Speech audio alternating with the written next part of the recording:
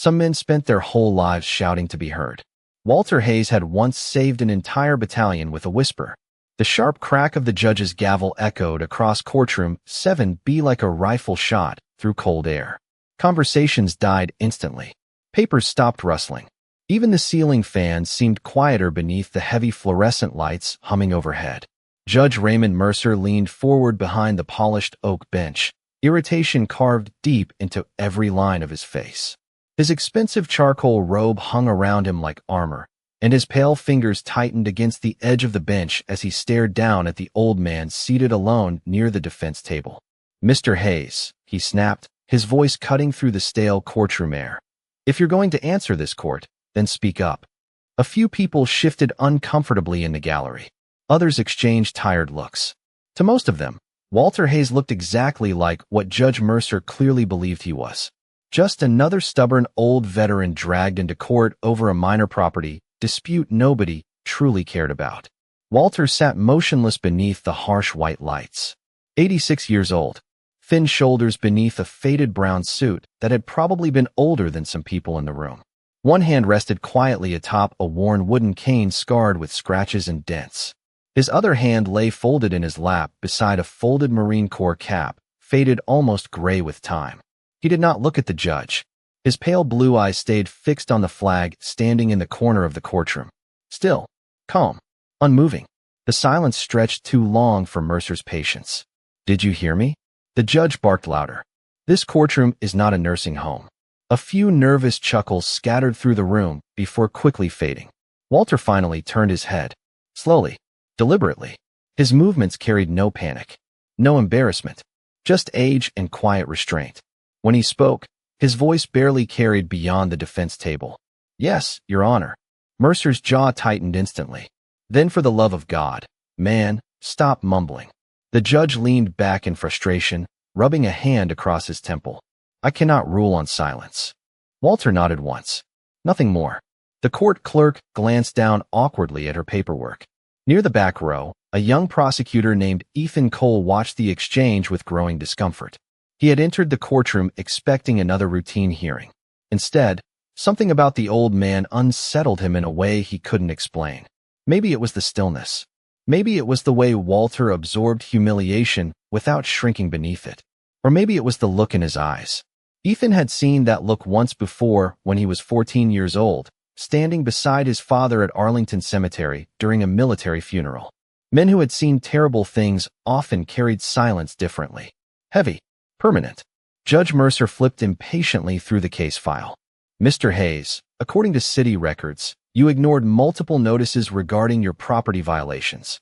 He looked over his reading glasses with open annoyance. "Now either explain yourself clearly, or I'll assume you have no defense whatsoever." Walter lowered his eyes briefly toward the cane resting beneath his weathered hands.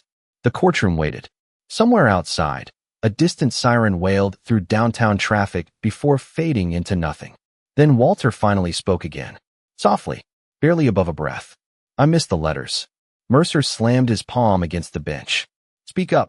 The words exploded through the courtroom hard enough to make several people jump. But Walter Hayes did not flinch, not even slightly. He simply lifted his eyes toward the judge again with the same cold, unreadable calm. And for the first time that morning, the entire courtroom began to realize the old man wasn't afraid of him at all. Judge Mercer stared at the old veteran for several long seconds, visibly irritated by the calm sitting across from him. Most defendants shrank under pressure inside his courtroom. They apologized quickly. They stumbled through excuses. Some cried. Others became angry. Walter Hayes did none of those things. He simply sat there beneath the humming fluorescent lights with the patience of someone who had endured far worse than a raised voice from behind a wooden bench. The judge adjusted his glasses. Sharply. "So let me understand this correctly," he said, flipping through the thin case file again. "The city mailed you 4 separate notices regarding unsafe conditions on your property, and you somehow missed every single one." Walter nodded once. "I was away." Mercer scoffed openly. "Convenient." A few people in the courtroom lowered their eyes. Even the bailiff near the side door looked uncomfortable now. The old man's voice may have been soft, but there was something about him that made the judge's aggression feel strangely misplaced. Ethan Cole noticed it too. The young prosecutor shifted in his seat, while studying Walter carefully. The veteran's suit was old but clean. His shoes were polished despite the worn leather. Nothing about him suggested carelessness. On the table beside him rested a neatly folded envelope stamped with the insignia of the Department of Veterans Affairs. Ethan could see the edges were softened from use, like it had traveled many miles in someone's pocket. Judge Mercer leaned forward again. "Where exactly were you, Mr. Hayes?" Walter's pale blue eyes drifted toward the window beside the courtroom doors where cold November rain streaked down the glass in thin silver lines. "Bethesda Naval Hospital." The answer landed softly, but it changed the room slightly. A woman near the gallery lowered her phone. Someone else stopped whispering. Mercer remained unmoved. "For what?" Walter hesitated. Not from fear. From exhaustion. Ethan recognized the difference immediately. The old man finally answered. "Lung treatments."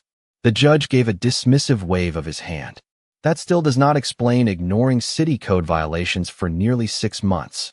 Walter looked down at his cane again. The wood near the handle was deeply worn smooth by decades of use. Etched carefully into the side was a faded carving. "Third Recon." Mercer noticed it and frowned. "You Marines really do hold on to everything forever, do you not?" The remark drew another faint ripple of nervous laughter that died almost immediately. Walter did not react. His silence pressed against the courtroom walls heavier now. Ethan glanced toward the court reporter. Even she had slowed her typing. Judge Mercer sighed dramatically. "Mr. Hayes, this court cannot function if you insist on whispering every answer like some kind of mystery novel character." He leaned down closer from the bench, voice colder now. "If you want people to listen to you, then speak clearly." Walter slowly lifted his eyes to meet the judge's. For the first time all morning, the room became completely still before he even spoke. "The people who needed to hear me always did." The sentence barely rose above a murmur, but it rolled across the courtroom with strange weight. Ethan felt the hair rise slightly along his arms. The bailiff looked away. Even Judge Mercer paused for half a second before his expression hardened again. "Enough of this," Mercer snapped. "I am not interested in riddles from a retired old man." He slammed the case folder shut against the bench. The sharp crack echoed through the room. Walter did not blink. Rain tapped softly against the courthouse windows while somewhere far down the hallway a distant elevator bell chimed. Ethan kept staring at the old veteran, unable to shake the growing feeling that nobody in the room understood who they were talking to. Judge Mercer's patience finally cracked like dry wood beneath pressure. He removed his glasses slowly and set them down on the bench with deliberate irritation. "I have spent 23 years in this courtroom," he said, his voice echoing sharply beneath the fluorescent lights, "and I am tired of people mistaking silence for wisdom." The air in courtroom 7B tightened instantly. Walter Hayes remained seated exactly as before, one weathered hand resting atop the carved wooden cane between his knees. Rain continued sliding down the tall courthouse windows behind him in silver streaks that blurred the gray afternoon outside. Somewhere overhead, old ventilation ducts rattled softly through the ceiling. Ethan Cole could feel the tension building now like static before a storm. Judge Mercer pointed directly at Walter. "You think sitting there looking solemn makes you special?" His tone had shifted from irritation into something more personal now. Sharper. Colder. "You ignored lawful notices. You neglected your property. And now you come into my courtroom acting like everyone heroes you reverence because you served 40 years ago." Several people in the gallery lowered their eyes immediately. Even the court reporter stopped typing for a moment. Walter did not move. The silence surrounding him no longer felt passive. It felt controlled. Judge Mercer stood from the bench. His robe shifted heavily around him as polished black shoes crossed the hardwood floor behind the elevated desk. "If you want respect," he said, leaning forward slightly, "then earn it." The words hung in the room like smoke. Ethan glanced toward Walter instinctively, expecting anger this time. Maybe frustration. Maybe humiliation. Instead, the old Marine simply looked at the judge with the same unreadable calm that had unsettled the courtroom since the hearing began. It was not the calm of weakness. Ethan knew that now. It was the calm of someone who had already survived things no courtroom could threaten him with. Judge Mercer noticed the expression too, and it only fueled his frustration further. "Do you even understand where you are right now?" he demanded. Walter answered softly, "Yes." "Then act like it." Mercer's voice cracked through the room again. This is a court of law, not some veterans hall where people clap because you wore a uniform. Ethan felt his stomach tighten. The bailiff shifted uneasily near the side wall. A woman seated in the second row quietly folded her hands together in discomfort. Walter lowered his eyes briefly toward the folded Marine Corps cap resting beside him. The fabric was faded from decades of age. Near the brim sat a tiny pin no larger than a dime. Tarnished silver. Easy to overlook. Judge Mercer noticed it immediately. "What is that?" he asked sharply. Walter did not answer right away. Mercer stepped down from behind the bench, descending the short staircase toward the courtroom floor. His polished shoes echoed against the hardwood with each measured step. The room watched in complete silence now. The judge stopped beside the defense table and pointed toward the small pin attached to the cap. "That little trinket there," he said dismissively. "Is that supposed to impress the court too?" Walter's fingers tightened almost invisibly around the handle of his cane. Ethan noticed it instantly. The first real reaction the old man had shown all morning. Judge Mercer reached toward the cap before the bailiff hesitated forward uncertainly. "Your Honor," the bailiff murmured carefully. "Perhaps we should simply continue the hearing." Mercer ignored him completely. His fingers brushed the old silver pin. The instant he touched it, Walter Hayes finally lifted his eyes again. And for the first time since entering the courtroom, something dangerous moved quietly behind them. Walter Hayes looked down at the judge's hand resting against the faded Marine cap, and the entire courtroom seemed to lose its air. The fluorescent lights above buzzed softly through the silence. Rain whispered against the courthouse windows. Somewhere down the hall, a distant telephone rang once before stopping abruptly. Nobody in courtroom 7B moved. Judge Mercer frowned slightly, confused by the sudden stillness spreading across the room. The small silver pin attached to the cap looked worthless at first glance. Tarnished by age. Scratched deeply along one edge. It was not a medal. Not official military insignia. Just an old fragment of metal worn smooth by decades of handling. "What exactly is this supposed to be?" Mercer asked coldly. Walter's eyes never left the pin. His voice came low and rough, almost swallowed by the room itself. "Do not touch that." Something in the way he said it made even the bailiff stop breathing for a second. Judge Mercer straightened immediately, pride refusing to let him step back now. "I will touch whatever I please inside my courtroom." He lifted the cap slightly off the table between two fingers. The old silver pin caught the pale overhead lights for the briefest moment. Walter's expression did not change outwardly, but Ethan Cole saw it happen. The old Marine's eyes drifted somewhere far beyond the courtroom walls, beyond the rain, beyond the city. And suddenly the silence surrounding him no longer belonged to this room at all. The stale courthouse air dissolved into heat thick enough to choke on. Jungle humidity, pressed against skin like wet cloth. The smell of rainwater, smoke, and burning radio wires filled the darkness beneath shattered tree canopies somewhere half a world away. Walter Hayes was 21 again. Young, exhausted. Mud streaked across his face beneath the ghostly green glow of dying signal equipment. Around him, terrified Marines crouched silently inside a flooded trench carved into the side of Broken Arrow Ridge. Nobody moved unless absolutely necessary. Not because of orders. Because somewhere beyond the jungle, enemy riflemen were listening for voices in the dark. Walter knelt beside a damaged field radio with blood drying across one sleeve of his fatigues. The antenna had been shattered almost completely away hours earlier. The only thing still attached was a jagged strip of bent silver metal wired desperately into the transmitter by trembling hands. That same piece of metal now sat attached to the old Marine cap inside courtroom 7B. Walter remembered the weight of the radio pressed against his shoulder. Remembered the trembling breath of the wounded corpsman beside him. Remembered the terrible silence between incoming artillery somewhere beyond the trees. Above all, he remembered the whispers. Broken Arrow Ridge. This is Echo 3. His younger voice had barely existed above the rain. Every coordinate, every instruction, every plea for support delivered in whispers soft enough to avoid drawing death toward their position. Men had lived because he never raised his voice. The memory flashed across decades in an instant before the courtroom slowly returned around him again. Fluorescent lights, hardwood floors, the smell of old paper and coffee. Judge Mercer still held the cap carelessly in his hand. Oblivious. Ethan stared at Walter now, with a knot tightening hard in his chest. He had seen veterans before. Seen old men carry ghosts quietly through grocery stores and hospital waiting rooms. But this felt different. Older. Heavier. Judge Mercer placed the cap back onto the defense table with visible annoyance. This entire performance is becoming ridiculous, he muttered. Walter's pale eyes lifted slowly toward him again. Calm. Steady. Dangerous. In a way the judge still did not understand. Then, almost too quietly to hear, Walter spoke 4 words. Some things are not decorations. The sentence settled over the courtroom like cold fog. And somewhere deep in Ethan Cole's memory, the name Broken Arrow Ridge suddenly began clawing its way back to the surface.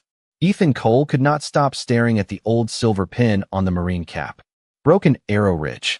The words kept echoing through his mind, like something half buried beneath years of dust.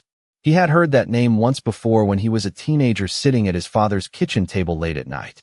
His father had served 26 years in the Army before retiring as a colonel, and there were certain subjects he almost never discussed. But Ethan remembered one evening after too much bourbon and too many old memories when his father had spoken quietly about a classified operation in Vietnam that had nearly vanished from military records entirely. Broken Arrow Ridge. Ethan remembered the exact way his father had lowered his voice before saying the name. Like even decades later, it still deserved silence. Judge Mercer returned behind the bench with visible irritation, unaware that the atmosphere inside the courtroom had shifted completely. We are done entertaining this nonsense, he announced sharply. Mr. Hayes, this hearing concerns property violations, not old war stories. Walter sat motionless beneath the fluorescent lights. His expression remained unreadable, but Ethan noticed the old Marine's breathing had become slower now. Controlled. Deliberate. Like a man carefully sealing old memories back behind locked doors. Mercer adjusted his robe and looked down over the courtroom again. If there are no further statements relevant to this case, I am prepared to issue a ruling. Ethan barely heard him. His attention stayed fixed on the silver pin. Suddenly, he remembered something else his father had once said. Not about the battle itself. About a voice. A whisper over damaged radios in the middle of the night guiding trapped Marines through artillery smoke and jungle rain. Men who survived called it the ghost voice afterward because nobody ever saw the operator moving between positions during the battle. They only heard him. Calm. Precise.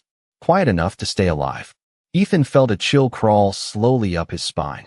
He looked back toward Walter Hayes. The old man's pale blue eyes remained fixed calmly ahead, as if he had already accepted whatever happened next. Ethan's pulse quickened. No, that could not be possible. The ghost voice had become military folklore decades ago. Half the stories contradicted each other. Some claimed the operator died during extraction.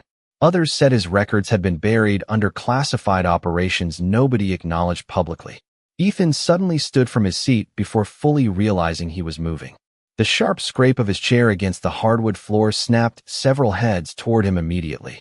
Judge Mercer frowned. Mr. Cole. Ethan cleared his throat quickly. Your Honor, I would like permission for a brief recess. Mercer looked annoyed again. On what grounds? Ethan hesitated carefully. He could already feel how insane this sounded forming inside his own head. There may be additional context relevant to Mr. Hayes. Mercer stared at him with disbelief. Context, he repeated sharply.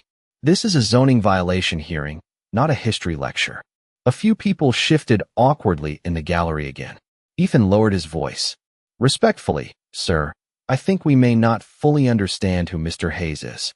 Judge Mercer let out a dry laugh. He is an elderly homeowner who ignored city notices. Walter remained silent through the exchange. Rain continued tapping steadily against the courthouse windows, while thunder rolled faintly somewhere far beyond downtown buildings. Ethan glanced once more toward the old Marine. Walter met his eyes briefly for the first time since entering the courtroom. Just one look. Calm. Tired. Almost warning him not to continue. But it was too late now. Ethan could already feel the terrible certainty building in his chest. He reached slowly into his jacket pocket and wrapped his fingers around his phone. Because somewhere out there, someone in the military was going to recognize the name Walter Hayes immediately. And Ethan had a growing feeling that the moment that happened, everything inside Courtroom 7B was about to change. Ethan Cole stepped quietly away from the prosecution table, while Judge Mercer continued shuffling irritatedly through paperwork on the bench. The movement barely drew attention at first. Most people in the courtroom were still watching Walter Hayes now with growing uncertainty.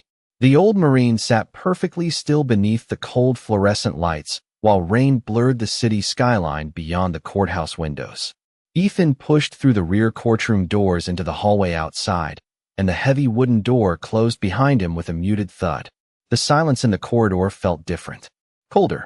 The courthouse smelled faintly of old coffee, wet coats, and floor polish. Somewhere down the hall, a copy machine hummed endlessly behind closed office doors. Ethan pulled out his phone with slightly shaking fingers and scrolled quickly through his contacts until he found the number he had not called in nearly 6 months. Colonel Daniel Cole, retired. His father answered on the third ring. Ethan. The older man's gravelly voice carried immediate concern. Everything all right? Ethan lowered his voice instinctively. Dad, I need you to tell me something. A pause. That depends what you are asking. Ethan glanced back toward the courtroom doors before speaking again. Broken Arrow Ridge. Silence. Complete silence. Even through the phone, Ethan could hear the absence of sound on the other end. Then his father spoke again, slower this time. Where did you hear that name? Ethan swallowed hard. There is an old Marine in my courtroom. Walter Hayes. Another silence hit harder than the first one.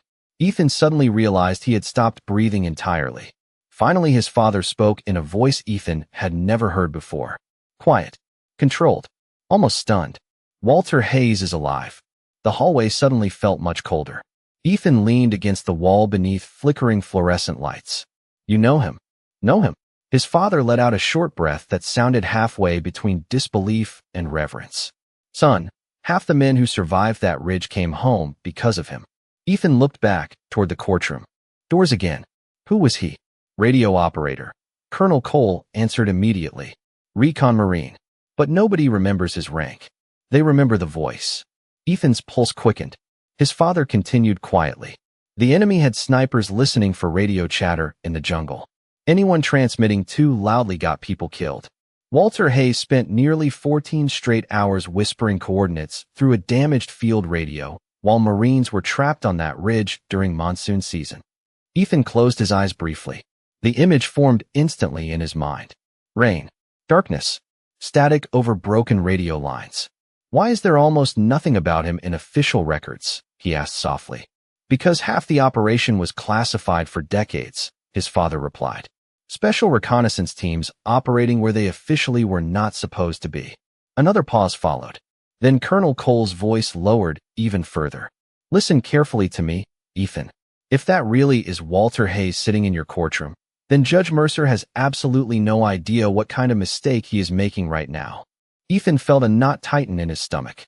Inside the courtroom, muffled voices echoed faintly beyond the doors. Mercer was still talking, still pushing. Colonel Cole suddenly spoke again. Does he still carry the silver transmitter shard? Ethan's eyes widened. The pin on the cap?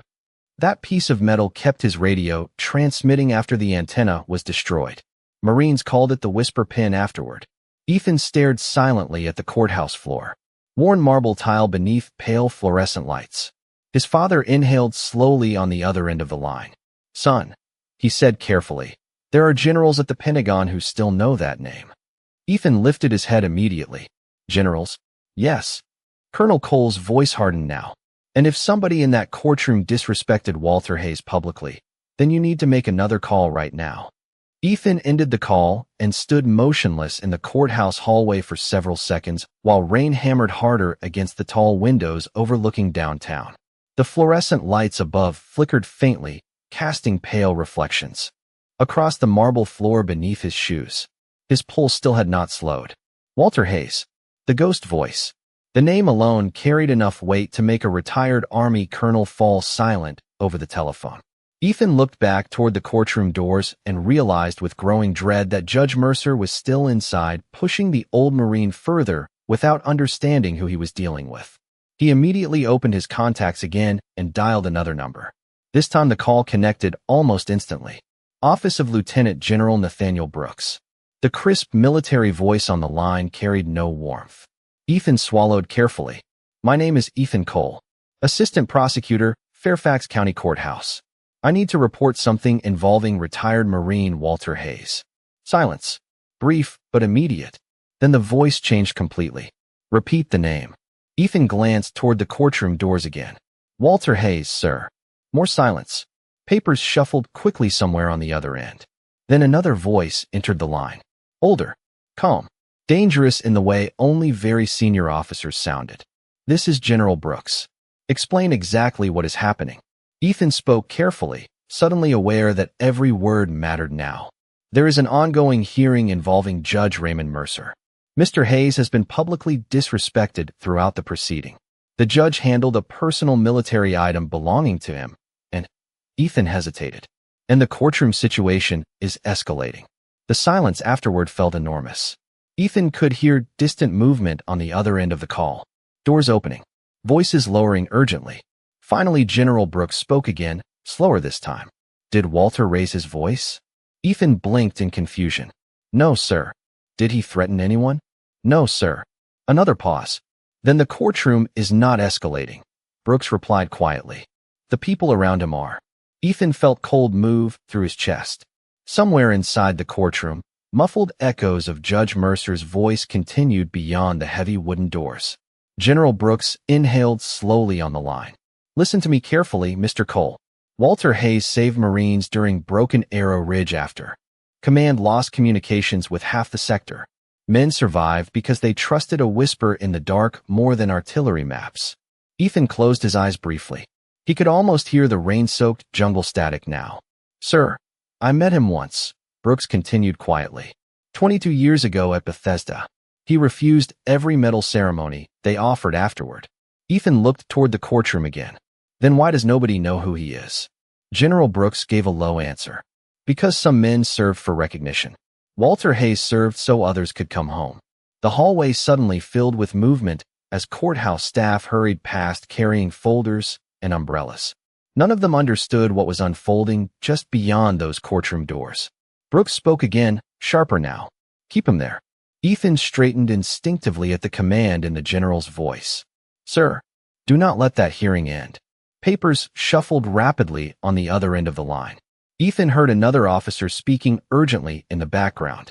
Then Brooks returned. I am 20 minutes away. Ethan's eyes widened. You are coming here? No. Brooks corrected calmly. We are. The line disconnected. Ethan lowered the phone slowly while thunder rolled across the city outside. Inside courtroom 7B, Judge Mercer still believed he controlled the room. Still believed authority came from the elevated bench and the black robe draped across his shoulders.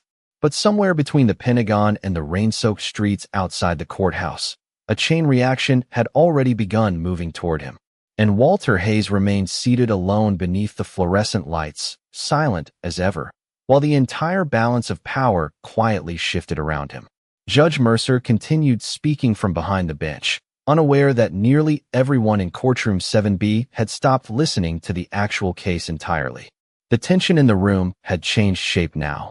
It no longer felt like irritation toward an elderly defendant. It felt like people waiting for something they could not yet explain. Walter Hayes remained seated beneath the pale fluorescent lights exactly as before, one weathered hand resting quietly atop the carved wooden cane between his knees. The faded Marine cap and silver pin sat untouched on the defense table beside him. Outside, rain hammered steadily against the courthouse windows while distant thunder rolled across the city skyline. Ethan Cole pushed back through the courtroom doors, breathing slightly harder than before. Several heads turned toward him immediately. Judge Mercer looked irritated the moment he saw him. Mr. Cole, the judge snapped. Are we finally prepared to continue this hearing? Ethan glanced toward Walter first. The old Marine looked back at him calmly, almost knowingly, before lowering his eyes again toward the courtroom floor. Ethan felt the weight of that silence settle over him once more. Your Honor, Ethan said carefully, I strongly recommend a temporary recess. Mercer frowned sharply. Denied. The answer came instantly. This hearing has already wasted enough of the court's time. Ethan hesitated. Sir, sit down, Mr. Cole. Mercer's tone cracked through the room again.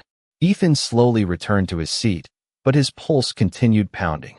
He checked the time once. 15 minutes. Maybe less. The judge turned his attention back toward Walter Hayes with renewed irritation. Now then, Mercer said coldly, before this circus continues any further, I would like a direct answer from you for once. Walter slowly lifted his eyes. Mercer folded his arms. Do you honestly expect this court to believe your military service somehow excuses ignoring the law? Silence followed, long enough for the hum of fluorescent lights to become painfully noticeable. Walter's voice finally came low and steady.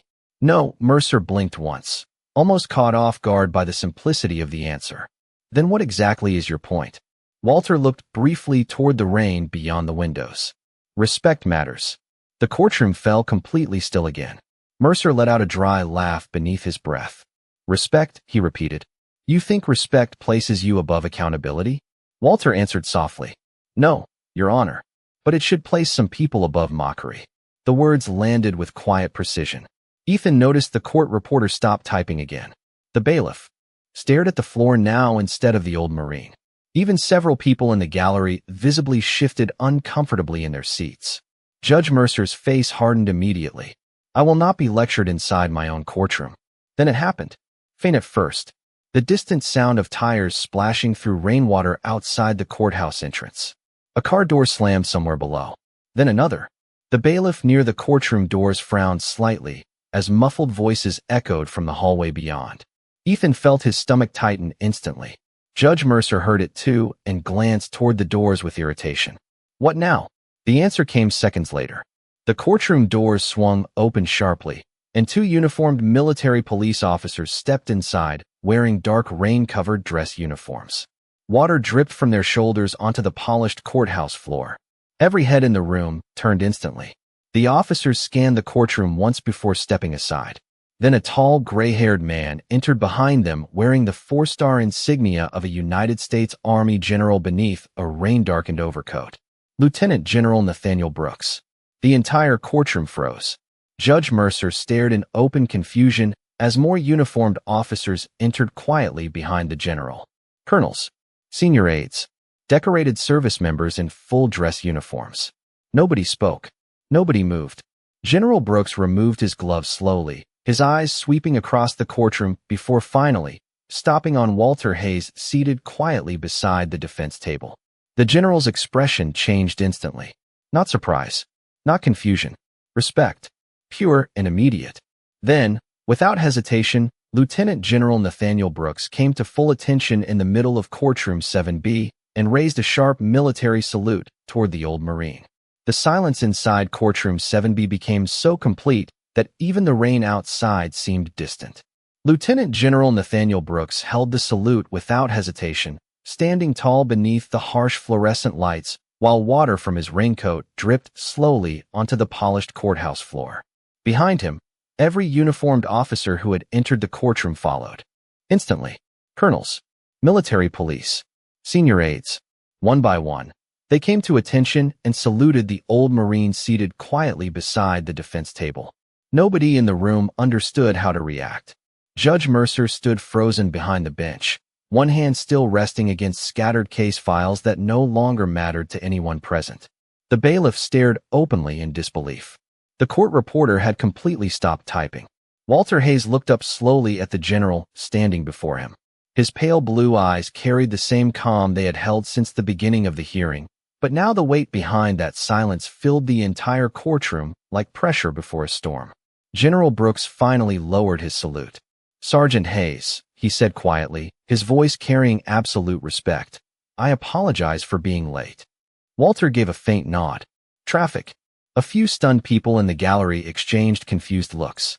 The simplicity of the answer somehow made the moment even heavier. Brooks stepped closer toward the defense table. His eyes briefly settled on the faded Marine cap and the silver pin resting beside it. His expression softened instantly. You still carry it, he murmured. Walter's hand rested lightly atop the cap. Some things stay with you. Judge Mercer finally found his voice again. General, I do not understand what is happening here. The words sounded small now, smaller than they had any right to sound inside his own courtroom. General Brooks turned slowly toward the bench. The warmth vanished from his expression immediately. What is happening, he said calmly, is that you publicly humiliated one of the most respected combat communications operators ever produced by the United States Marine Corps. The courtroom remained motionless. Brooks continued. During Broken Arrow Ridge in 1968, communication lines collapsed across nearly half the operational sector during monsoon conditions. Recon teams were isolated. Air support could not identify friendly positions. Multiple Marine units were minutes away from being overrun in the jungle. He looked back toward Walter Hayes. Sergeant Hayes restored communication through a destroyed field radio and guided extraction teams for nearly 14 straight hours while maintaining silence protocols under impossible conditions. Nobody moved. Nobody even breathed loudly anymore. Brooks lowered his voice slightly. Men survived because they trusted his whisper more than command itself. Judge Mercer's face had gone pale beneath the courtroom lights. Ethan Cole watched the realization slowly settle across the judge's expression like cold water. General Brooks glanced once toward the silver pin. "That metal fragment," he said quietly, "is from the transmitter antenna he rebuilt by hand to keep Marines alive." Mercer looked toward Walter now differently. Not as an old defendant, not even as a veteran, but as someone carrying a history too large for the courtroom to contain. The judge swallowed hard before speaking carefully. "Sergeant Hayes, I owe you an apology." Walter remained silent for several long seconds. Rain continued tapping softly against the courthouse windows while distant thunder rolled away beyond the city skyline. Finally, the old Marine lifted his eyes toward Judge Mercer. His voice came low and rough with age, barely above a whisper. "You should have listened the first time." The words settled over the courtroom with crushing stillness. Judge Mercer lowered his eyes immediately. No argument followed. No defense. No explanation. Because for the first time since the hearing began, everyone inside Courtroom 7B finally understood the difference between authority and honor. Walter Hayes slowly reached for his Marine cap and stood carefully with the aid of his cane. The general stepped aside without a word to clear a path for him. And as the old Marine walked quietly toward the courtroom doors beneath the humming fluorescent lights, every person inside the room rose to their feet in silence. Some voices never needed to shout.